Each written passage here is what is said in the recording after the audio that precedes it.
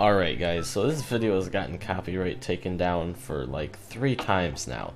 So if there's any altering to the video, such as, I don't know, maybe like a color distortion, or like the Cartoon Apocalypse logo just kind of like faintly there on top of the video, just know that that is an attempt to get YouTube to not copyright block the video. And just know that that's why it's there. And now back onto the normally scheduled video. Hopefully we can get this done this next time. It's been taken down 3 times. Alright, enough talking, let's move on to the video. Hey, what's going on guys? It's me, Aiden from Cartoon Apocalypse, and today I'm bringing you guys like a part 2 to an analysis video that I made earlier. And this is going to be on Total Eclipse of the Moon. Now, there was 2 new episodes of Star vs. the Forces of Evil released today. Well, it's kind of like one episode, but 2 different... it's confusing. But I covered the Bog Beast Tabagaba in earlier's video, so if you want to go watch that, it's on our channel, so you can subscribe for more awesome content. But in my opinion, Total Eclipse of the Moon was way better than the Bog Beast Tabagaba, just because there was more content, like plot-related things. So if you have not seen Total Eclipse of the Moon yet, then I recommend going to watch it, because this contains massive spoilers, and if you don't watch it, then you're going to be pretty much spoiled off the whole episode. And we all know that's not very good, now is it?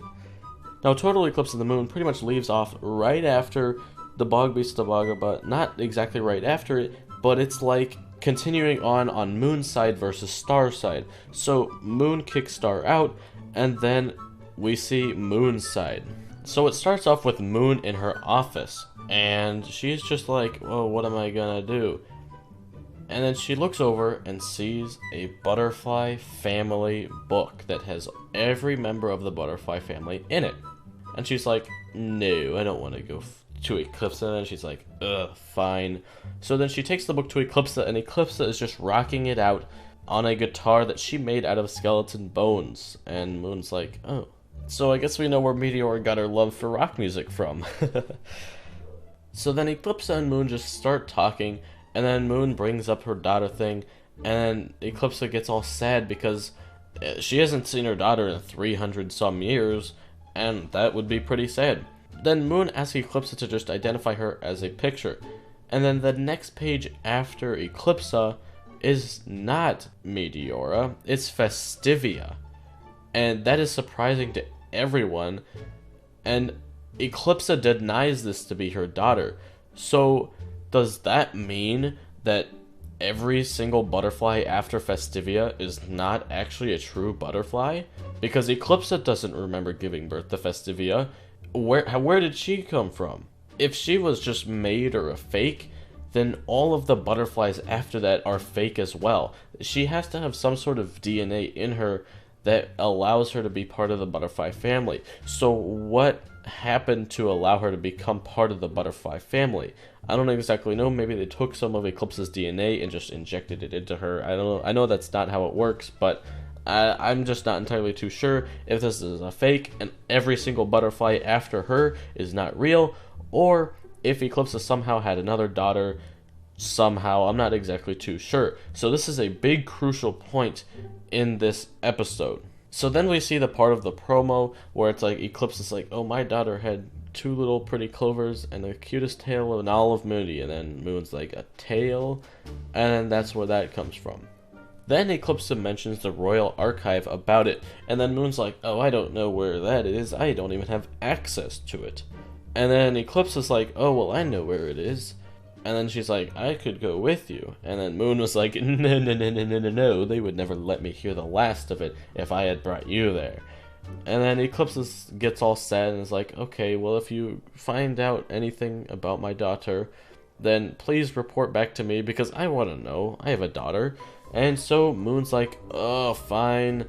And then Eclipsa's like, hey, picture it as a girls' night out, if that makes you feel better. And then Moon's like, it doesn't. And I was just like, yeah, that's pretty funny. I don't even know what that was. Anyway, then we cut to Sean, like, making cupcakes. And, like, he's just kind of talking to himself. He's obviously pretty lonely. And then Eclipsa's just walking in, obviously carrying something. And then the magic thing goes off. Now, what set off this magic thing? I'm not entirely too sure. Is Eclipsa setting it off due to her magic arms? I don't even know. Like, what would be setting this off? She doesn't seem to have any magic thing unless for crown. Or, like, we don't know anything magic other than Eclipsa. Is Eclipsa pure magic? We don't know. Is Eclipsa carrying something that's magic?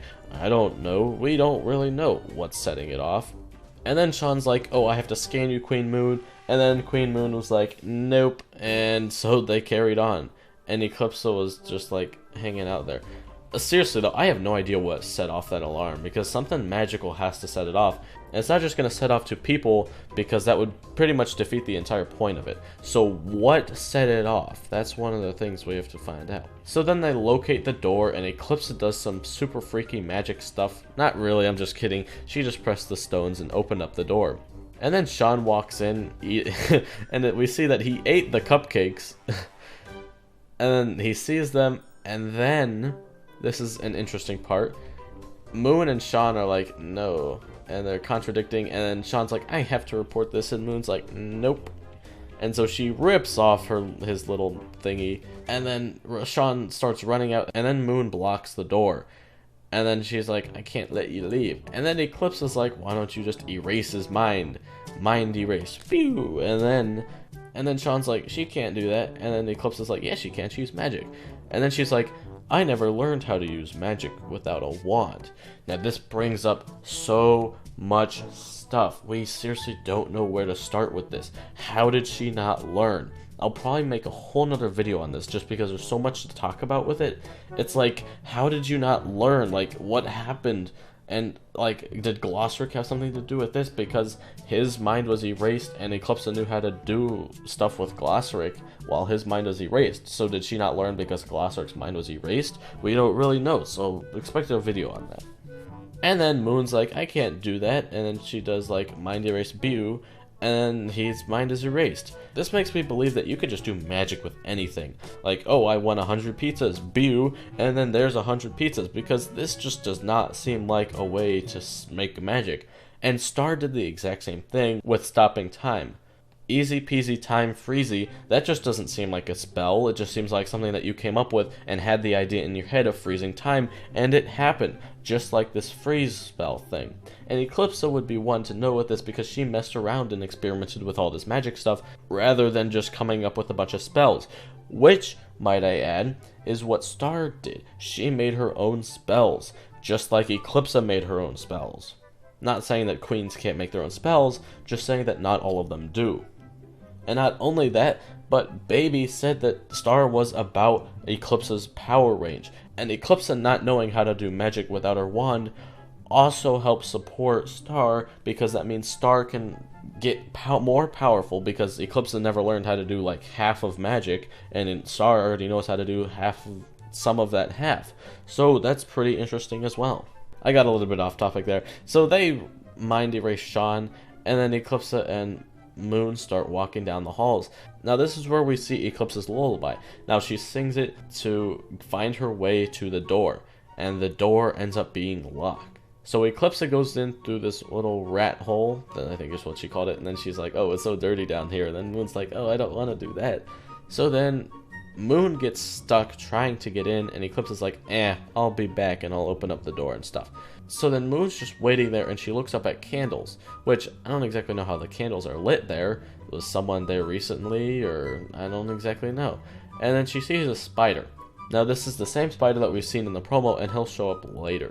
So he's interested in Queen Moon's crown, and then he makes her, I'm assuming that the spider's a boy, I don't exactly know, but the spider makes Moon fall asleep and takes her crown. And the candles are somehow all burnt out. Like, how are they on in the first place? They must have just been lit before they had gotten in, I don't know, magic stuff probably, right? So then Moon gets pulled out by Eclipsa, and then the door is unlocked. And then this reveals the Royal Archive, which is pretty much just a big room with a bunch of little hand scroll making things, and they make the scrolls that tell everything that's happened to the royal family. So pretty much they cannot step on certain tiles because they are booby trapped. So they make their way over to Eclipsa's scroll. And this is where it gets really, really, really, really interesting, because she even reads off her husband's name, but we don't exactly know if this is her monster husband or a fake cover-up monster husband. I'm assuming not monster husband, just regular husband, but pretty much I'm thinking that this is her monster husband or a husband that she was forced to marry or that she had married previously and was part of the royal kingdom with until she met her monster husband. And that husband that is mentioned here, I'll just read off what the scroll says. The daughter of Eclipsa and King Shastakan, Princess Festivia, was crowned, and then I can't read the rest of the scroll because it's cut off. So we do see that this just looks like it was taped on, well, not really taped, stitched on the words Festivia, and it was covering up the true Meteora name. So was King Shastakan Eclipsa's monster husband? I guess since she married him, he would become a king, or if that was like against the rules or something, maybe that was a king of some other area. Maybe he was a king of monsters, even though Ludo's father should have been the king. I'm not entirely too sure. That's just something important to note. So then they bring the scroll and Moon jumps down and activates one of the traps. So they start running, and then this is where we see the scene from the promo where Moon's running and the spider comes in, hits Moon's scroll, and the crown falls off. And then pretty much Moon gets her crown back using the spider through the door, and then they run. And then we see the Magic High Commission run past them when they're hiding. Now, the Magic High Commission is keeping a whole bunch of secrets from Moon and everyone, and another video on that later. So then it cuts back to Eclipsa and Moon in Moon's office. And then Moon's like, I might know what happened to your daughter. And then Eclipsa's like, really? And then Star barges in and says hi, and then they both say hi. Now I'm assuming that this is where the trial will start to pick up, and I'm super excited because we do know that the trial is the next episode that's coming out. Butterfly Trap, here we come. Next week, one more week left to go. So that's going to wrap up today's analysis. This is a little bit longer than earlier's analysis, just because this is a more content-filled plot.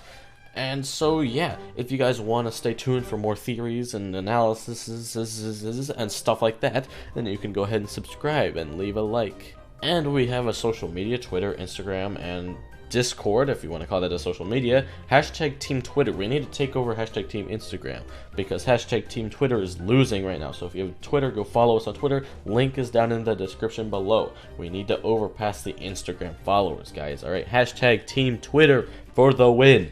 Alright, join our Discord if you want to have conversations about the new episodes and stuff like that. And yeah, I will talk to you guys later. Goodbye. Dad?